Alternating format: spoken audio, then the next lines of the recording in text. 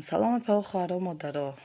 این کریس که کمپانی اتمی سه شگشه یکم رجیستراسیون شدن، دویم شگش کابینت فعال کردن. کابینت فعال کردن 1400 روبل یا 1800 روبل.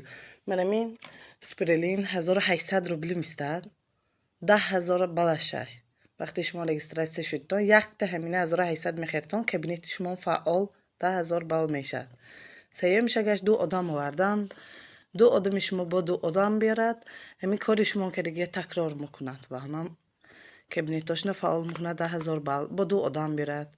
نمیخواد اگروپاوای بال اویلیگ میره کمپانیش منو مجبور نمیکنه خرید کنفته بالاتون نمیسوزد از وانی نمیغلطه 6 ماه و یک بار خرید میکنه همه مسئولاتش بیاده بف که برای حمله دار شوی برای کسل قند کسل رگ همه نمود کسلا بیاده بفکه شای